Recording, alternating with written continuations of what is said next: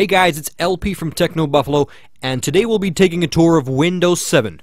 We'll be looking at the new features and basically looking at how they work.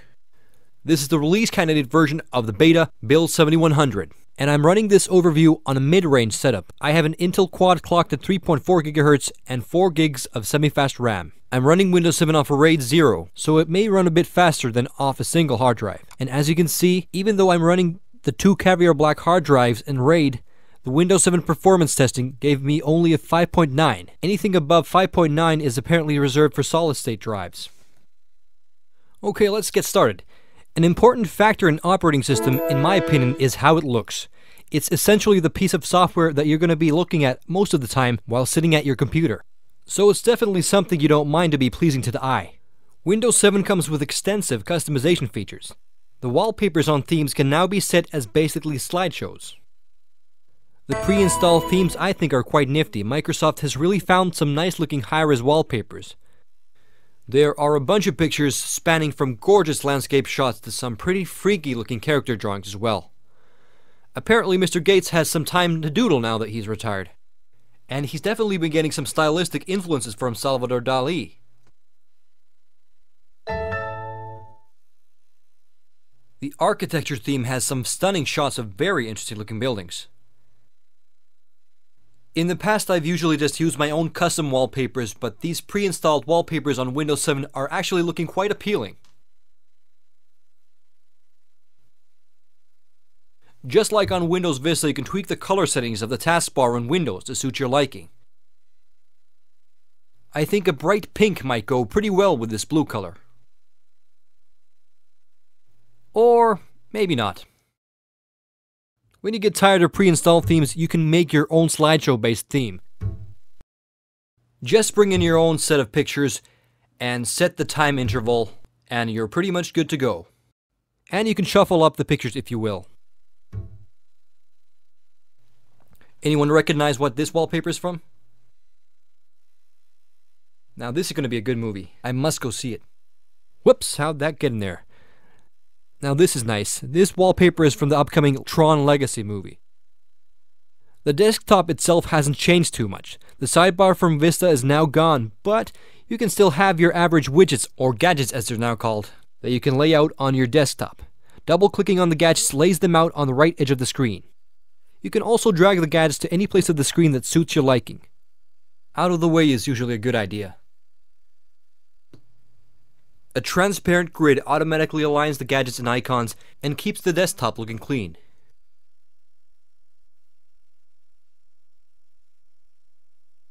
I'm not going to be needing these, but I will leave the CPU and RAM meter on so you can keep tabs of how much power the Windows 7 is taking up. Just for clarification, some of the RAM and processor usage is being taken up by the recording software, which is recording this in high definition. If you're interested in the software, Google Camtasia 6.0. Okay, let's take a look at the more interesting changes to Windows 7. One of which is the new taskbar, or the super bar as they now call it. Interesting prefix. I would have called it the mega bar. Moving aside from the obvious aesthetic improvements, there have been a couple of new features added to the taskbar. When you run your cursor over the tab, you get a preview of the program's open windows. In this case, we're looking at the open tabs in Internet Explorer. And when you run your mouse over the small preview windows, you can quickly preview the entire page without actually accessing it. You can, for example, quickly check out what tabs you have left open on your Internet Explorer. I'm done looking at these sites, so I can actually close the tabs from here without going into the program itself to close them. I think it's very cool that you can run your mouse over any open program icon and it will give you a small preview window. Also, a cool new added feature is that when you right-click on an icon, you get some very convenient options. When you, for example, right-click on the Internet Explorer icon, you see your favorite or pinned websites on the top, and here you can see your most frequently visited pages, which you can launch directly with good haste.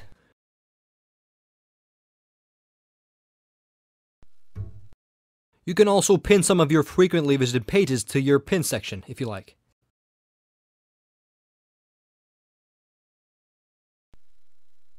Okay, also a very nifty new feature is that when you download any file on Internet Explorer, you get a pretty cool progress bar on the taskbar tab itself. So when you are, for example, downloading big files, you can easily keep tabs on your progression by simply looking at the taskbar tab itself.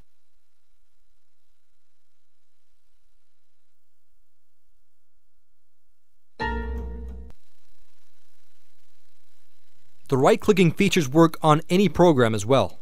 Here you can see some recent folders I've accessed, and while we're here, you probably noticed the Windows 7 has some new sounds. Accessing folders gives out a kind of jazzy bass string chime.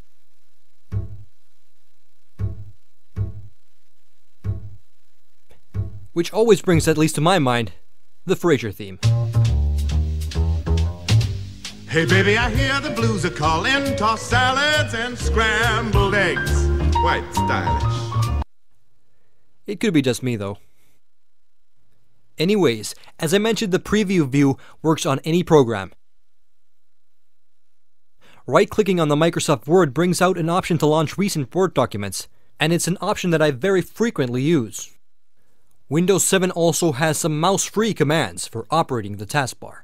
You can just hit the Windows button and press the number that coincides with a program running from left to right on the taskbar. For example, I want to launch the Google Chrome program, which is second from the left. So I hit Windows 2. The VLC player is fifth from the left, so I hit Windows 5. This is also a feature I've grown accustomed to, and I use quite often. I mean, come on, moving your mouse is so 2007. Okay, let's actually bring the VLC player back up and I'll show you a cool new feature. In Windows 7, you can grab almost any program and run it against the edges of your desktop. It will stick to the edge and scale the window on the side of the screen. So if you, for example, run it over here on the right and release, it will scale the application to the right side of the screen. Or if left is your preference, you can easily place it on the left. If you drag the program to the upper edge, it will maximize the window. The new feature saves time in scaling windows to appropriate size, for example in multitasking situations. And I actually use this feature quite a lot while writing my thesis. During the couple of months of writing, I actually watched 4 seasons of Battlestar Galactica on split screen. You know, needed some inspiration for the writing. Multitasking at its best. Excellent show, by the way. I just ordered the whole series on Blu-ray to replace my DVDs.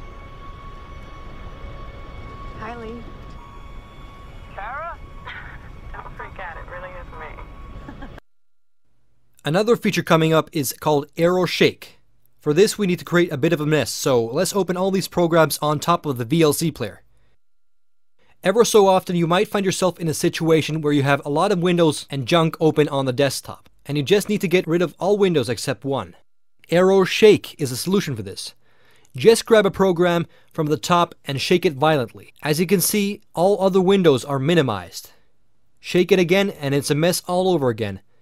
And shake. Not a bad feature, but sometimes you just want to clear the entire desktop.